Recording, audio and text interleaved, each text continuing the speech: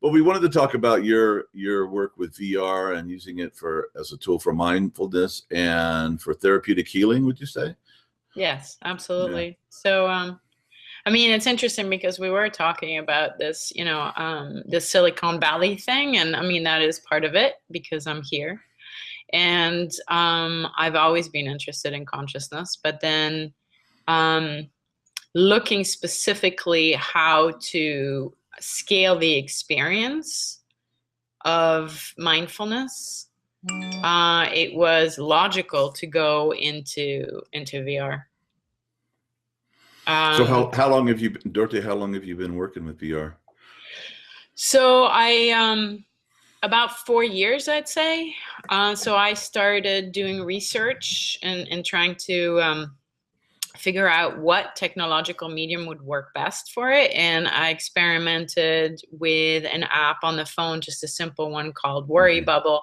That went on the App Store, where you put your worries in a bubble, and then you would press on the bubble, and the bubble would burst. And then we put a guided meditation in there, and we kept it like super simple, and just repeating bursting that bubble, right? Which has its power as well, because it's a simple movement, but you're attaching a thought to a movement, and as you know, that's a great way to anchor it. But I wanted something that would be more powerful and faster, where you would use it for not very long, but where the effects were then deeper and deeper than you would necessarily even notice at the beginning. Yeah. So then I encountered virtual reality after doing a lot of research, and said, it has everything about it. And then I started going to all these talks. And I remember listening to Noni de la Peña, who is the grandmother of VR, right? And she got into it for journalistic purposes, for building empathy around certain things, diversity wars, what does a person feel like when they're intruded upon in their home, etc. And very powerful things. And I was like, that's it. That's absolutely it. That's the way it has to be. And it won't take much. And so I was happy I found my medium. And then I went and looked around, found some developers and some designers to help me put it all together. But I had a concept of something I encountered at the beginning in my consciousness journey, which was this visual of space, which is quite common, I think, for people, or the infinite, right? And so I started translating that and giving it, color and rhythm, and going back into my hypnotherapy background and how to translate it. So that's how it came about. And I put in a lot of different things that are subtle, but it's meant to be subtle. It's not meant to, knock your socks off, because if you're supposed to do this 6 to 8 minutes every day, if you have your socks knocked off every time, that's no longer a healing modality, right? So this is more about connecting back to yourself at a way deeper level. That's the recommended practice, 6 to 8 minutes a day. Yes. That's really, most people could do that. That's not a long time. Right. Yeah. Right. Especially, if that's going to put you into that immersive space in there for the body sensation and the somatic experience of mindfulness. Like you can't help it, but to go there. Yeah. So that's how powerful it is, right? So it's literally working with taking away layers, and VR is uniquely suited for that, but without using a lot of action props. So keeping it Zen simple is the point, but always bringing back, right? Kind of like you would in meditation, really. So it's a guided meditation, but it's a purely experiential and there's no talking in that specific one. In the other chapters I have within Starflight VR, for example, there's a poem, and then there is a guided meditation, and then there's one that's specific for ADD, ADHD. Some of them there's some talking in the guided meditation and the poem, obviously.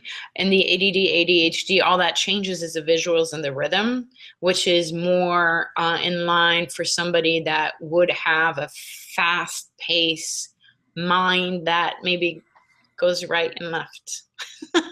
So it's using the principle of homeopathy too, like meets like, right? And that there's then through that, it is a certain sense of being seen, and then the body relaxes. Have you used any brain entrainment technology as far as with the audio? I've been really, really careful with that. So I started with Flow for Breath has some of it.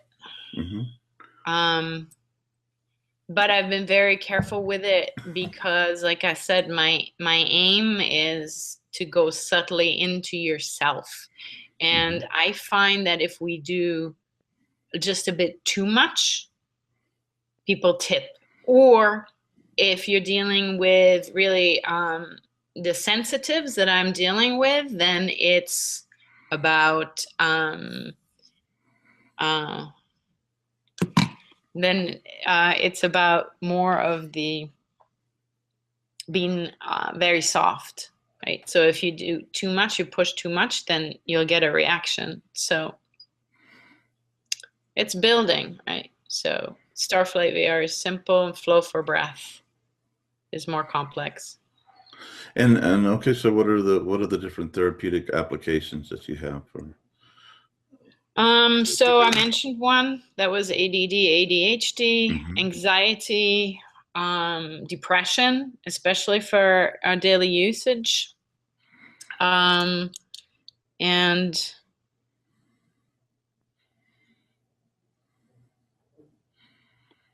okay, so anxiety, depression, pain is one too. And I imagine with depression, you're dealing with trauma and PTSD and this sort of thing, yeah? Or is it just changing a person from a depressed state? Okay. Absolutely. And then there's an EMDR function in it as well, so that if you have a formula for EMDR with an eye movement, you could use that as well. So that'd be great. Then, you could, I would say, if you have lazy eye, for example, that is also a valid format for exercising your lazy eye. Very simple. And again, it's about feeling into your body. So if somebody is having experiences of disassociation, that's a great one, because you take away the body so people feel the body more. It's a weird thing, but it's very VR. Yeah, right. So have you done EMDR tracks and? It's in there. That? It's in there. No, awesome. It's in there. So I just put an option in the Starflight. You can look down, and then there's an EMDR option where there's more stars. So what you do is you follow the single stars and right to left, or whatever your formula is, and then you can use it to keep you focused in that specific platform. Hey guys. Go ahead. We have a few questions from the live Q&A chat room. Okay. I guess I just ask those. First question is from Salve. He's asking, somewhere since moving beyond the analytical mind and moving into alpha or theta, so we can reprogram, I always wanted to work with virtual reality, but through some kind of holographic picturing of oneself. So that is you're watching and having special programs that help you actually see yourself in the VR doing, facing, being, acting, loving, feeling free, happy, clearing, etc. This is my vision. If someone knows if this is in the process of being developed, I'd like to speak with them. I wish to use it with couple guided meditations to transform. Any thoughts, anyone? Well, you know, I think that's great. However, the technology for that is still being developed, because you're now talking about face recognition, right? So where you are at, you're asking for exact mirroring. So what I have seen of the technology that's available around that, it is nowhere near being ready for this type of psychological experiment. I wouldn't mess with it, because I think that the mirroring effect would be off. And so somebody would then start feeling slightly uneasy all the time. And because you're in a powerful medium already, then it's going to get very disturbing. So in other words, the emotions are not 100% matched yet. Some say they are, and they're working on it. There's a company in Switzerland too that's doing, you know, some really interesting stuff, but they're not really ready yet. They're just, you know,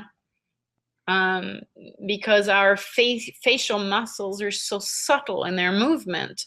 And then there's a cultural bias too, like, you know, the way certain people move their muscles according to the emotion varies from culture to culture. So they haven't resolved that either. So if you put something out there based on, let's say, an American model, then you're going to have all sorts of mismatches. I don't think about it from a therapeutic perspective. It actually, I mean, it's an excellent idea, and I absolutely love it, but I would wait a little bit for that one. And what do you, I mean, you know, this is the cat's out of the bag. Pandora's box has been opened. You know, this thing is getting ready to, I think, to really be a huge part of anybody's life. And I was in Palo Alto just recently, and I went to the beta store they have there. This is a store, there's two places in the US where you can check out all the gadgets and gadgets. So I got on, I think it was Oculus is one of the big brands, and I was doing some stuff. And first of all, I was in a building, you know, like a Batman thing, like looking at 80 stories down on the edge, just flooded with adrenaline. I knew consciously I had VR glasses on. And then the Tyrannosaurus came and ran over me. And, I couldn't watch that one. Yeah, right. Anyway, so when I had a great time. I was pretty blown away. It had been better than I'd been there 6 months ago for the conference, right? That really made some advances. But when I got on the street, I was completely, I was lost. I was okay, how did I get in here? I was a little disoriented because it had been so powerful. And then after that, I read that people are already having problems with, you know, too much VR immersion just kind of weirds you out. So there's going to be all kinds of pathology. And I hear that you're trying to really hold it back and make it therapeutic and keep it gentle and life affirming. But, you know, I mean, where do you see this in 5 years, you know, both on the positive and the negative side? I think in 5 years, we're going to have, you know, neurological differences, and like the brain is going to be developing differently if we keep using these types of immersive mediums. So I think that there's an element that we need to go back to grounding every time. And so what I'm doing is really proposing something that would help you do that. So say you've done like a half hour or an hour or more of VR in a gaming environment, or you're like jumping off buildings and, you know, doing various things like that, then, or dinosaurs are running after you, then to put your reptilian brain back to ease and to stop the amygdala from firing like crazy and whatever other loops you're going to have in there that are going to affect your prefrontal cortex and your ability to think afterwards and feel and even remember, I would say. So you're putting yourself into PTSD, right? So even if you're not entirely cognizant of it, whatever, there is that. It's just the way we're programmed, yeah? So we see a danger, our body is programmed to go into fight and flight or freeze. And so what I'm proposing is that if you do 6 to 8 minutes of this thing, then you're back to baseline. Yeah. So then you can rest again, and okay, if you got to go back, then, you know, I can only propose these things. I can't speak for, you know, how people are going to live their lives, but it's going to impact for sure. People are going to get jittery. Imagine, because your brain is thinking, oh, there might be a dinosaur around the next corner, right? Well, you know, and I don't do video games because I did them a few times and I went, man, I could get lost in this, you know, just like when I was a young man, I did cocaine twice and I went, I think I need to stop this because I really like it, you know? And so, yeah, so I never did video games because 12 hours later, I'm just like, eh. And those, I mean, the imagery and everything is so lifelike and so real. These freaking video games they have now, when you put that kind of thing on a VR, you know, and that kind of thing, and you have hand gloves on and you're just moving through this thing. It's kind of, it's really scary. And I don't know what we're gonna have to do about it, but I appreciate your gentleness and your kindness. And I really, I use your technology when we're at the Trans Tech Conference. And it was right at the end of it, because we sat across the table, you know, cheering each other on as we talked to our clients. It was very sweet. We had this kind of, you know, 30 feet communication going, and at the end, and I'm very much an introvert, you know, and so while I was having a great time connecting all these people, it was like at the end I'm just kind of frazzled and really emptied. And so I went and did your thing. It was really sweet. It was really nice. It was like a hug or something after that thing to kind of, you know, bring me back. And I was nurtured by it and calmed by it, and not like when I was standing on the building or the T-Rex comes running around the corner and coming right at you. It's like, holy moly. Which is, you know, it could also be fun, but that is, I'm glad that you felt that, because that's kind of the point of, you know, what I'm trying to do, or what I am doing. And that's my orientation, is the nurturing and the bringing back into the mystical. Now, if we go into consciousness, and I mean, I can go on and on and on, but, you know, it's really a reunification with the mystical at a deeper level. From a psychological perspective, it's just grounding yourself back into your body. So you can speak about it in different ways, but essentially it's all the same, you know, reduction of anxiety. We can all use it. And the stressfulness.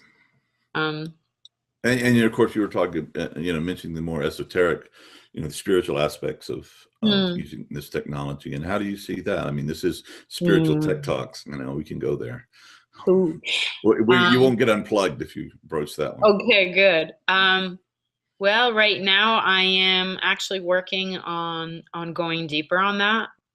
So, you know, from an esoteric perspective, and the most interesting esoteric and mystical perspective is this reunification with the divine, or saying the embodiment, or you know, individuation, whatever terminology you use for it. Sure.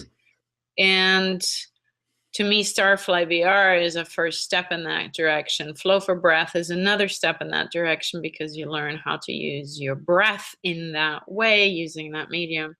And then there is more, right? So we work with active imagination, like what can we do to change perception? Like the gentleman was saying, mirroring is too far ahead technologically. I wouldn't touch that. But then from an esoteric perspective, yes, it's bringing that aspect of soul and spirit together, you know, through the body, and you go into the mysteries of creation. You know, how is the earth created?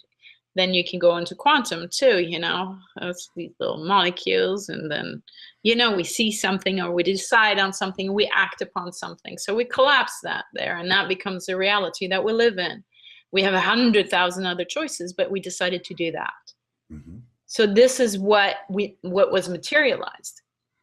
So playing with that concept and really digging deep into the mysteries, and just saying, you know, how can we then bring it back out into a medium, and that's in tech, but again, subtle and zen. So not trying to, you know, freak people out, or, you know, bring them to the edge of insanity, but rather the opposite, right? Like more and more in, and then back out. So that what is it? I think it's Ken Wilber calls it involuting. You know, it's like coming back in and back out. So yeah, so that would be the coming back out after the going, right? Yeah. That way. Yeah. Anyways, I'm deeply, and that's what I'm digging in with my PhD, is like exactly, you know, what visual signals can I use for that? And how in neuroplasticity, what's the translation for that? And what areas of the brain are getting affected by it? and how can we play with it in the most effective way possible. I'm also using intuition. So, of course. And I mean, I'm a trained body talker. And since we are on speaking about that, that's a healing methodology that is really intuitive medicine. And yeah, I guess I can say this now here. There's links in the Starflight VR and in the Flow for Breath VR that are related to the links that everybody can use in given through Body Talk. So Body Talk uses links, and they go from the physical to the mental to the emotional to, you name it, energetic, all the way. So all the different levels. And you associate between different levels, and you see what is wrong with a specific person. And obviously at this point in time, I can't see every single person. So that's not what's in there. Yeah. But what is in there is what is generally useful for people in these stressful times where everybody is overwhelmed, or a tendency to, right? Unless they have the methodology to go there on their own. So, yeah. So I guess it's a tad of energy medicine too. Yeah. Well, how far off do you finish your doctorate? I think I've got another 2.5, 3 years. Well, you stick with it, okay? Because I think, it's nice to have that doctor in front of your name. And I think your voice is going to be really important, because I think a lot of people are just approaching this as a new gadget to make money and profit driven and more excitement, more chills and more thrills. And I think there's going to be a lot of, potential damage done by this. So I think you're really a voice of gentleness and ethics and kindness, and really seriously concerned about what is it actually doing to the brain. I know we can, maybe we can sell, 10 million units in Christmas time and blah, blah, blah. But what are we actually doing to these 10 million or 20 million or 30 million people that are using this?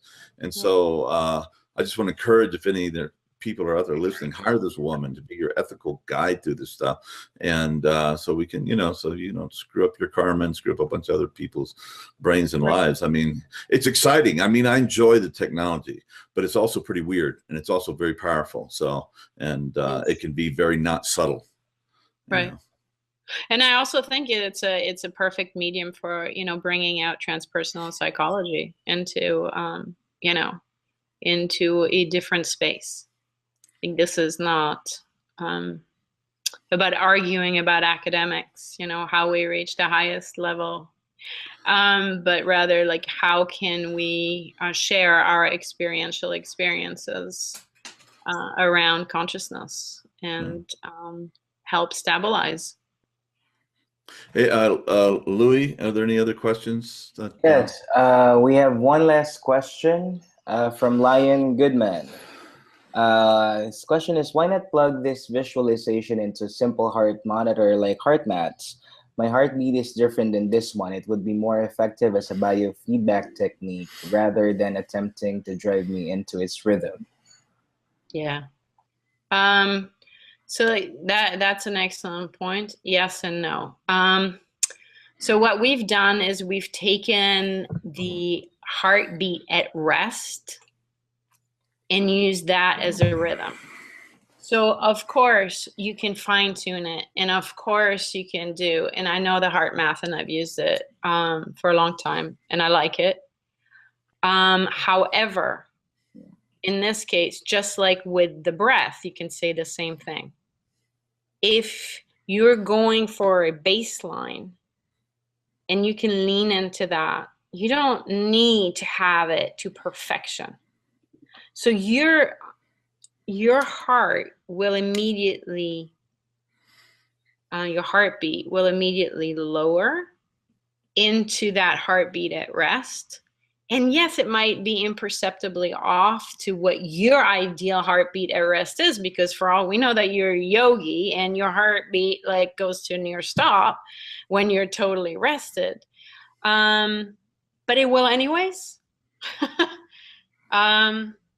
So I'm not worried about that.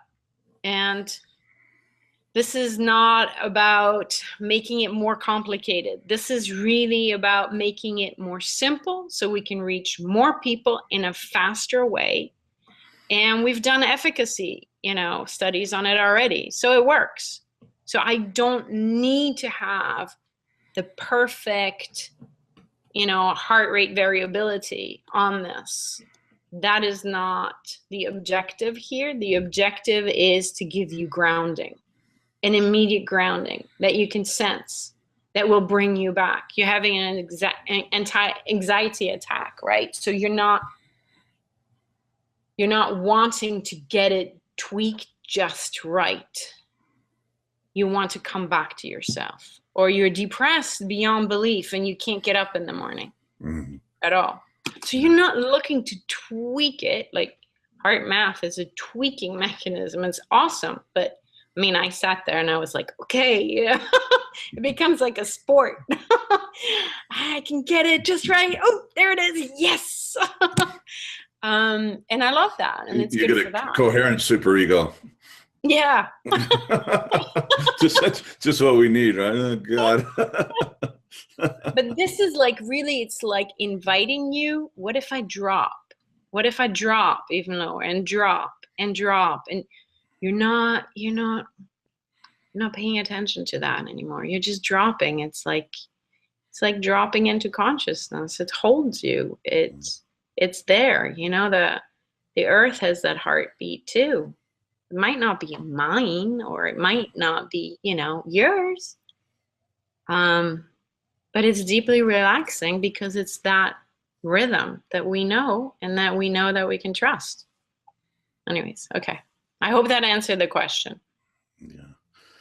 You answered it and more. That was beautiful. Thank you. I like that. Well, it looks like we just about come to the time to wrap this up. Is that right? Yes. Yeah, so that's too bad, but the shoe must go on, right? As they say. Yeah. So anyway, Dorote, thank you. I love your kid, man. He's dialed into whatever he's doing over there. He's like a he's like a little avatar of focus. So anyway, thank you so much. It's been really great. Are you going? You're going to a conference this time. It's coming to you. I mean, you don't have to go anywhere. It's right there, right? Yeah. Okay. Yeah. Well, we'll see you there. Yeah. Anywhere people contact you, I guess we've already had that broadcast, all your contact information and stuff like that. And so you have all the stuff available for people who want to buy the units, and it's there. And how much money are we talking? No, it's I mean, really, it's $9.99 on the Apple Store. And then you have to get a headset, and I have it on my website at www.coreReboot.com. Okay. So, you know, you buy a headset from Amazon and for like $20, 25 max. And you know, it's actually cheaper than coming to see me as a practitioner at $120 an hour. And, you know, you can use it for like, 6 to 8 weeks, 6 to 8 minutes a day. It's very, very simple. Like really, if you're having depression, that's a great one. It helps. It helps recalibrate. And the flow for breath just, makes you feel like your whole body is breathing in and out with you. And so, yeah. Okay. Hey, thank you so much. Namaste. Really great talking to you again, and hope to see you again soon. And just anyway, love what you're doing. Thank you for being on. Thank you, John. Love what you guys are doing too. Thank you so much.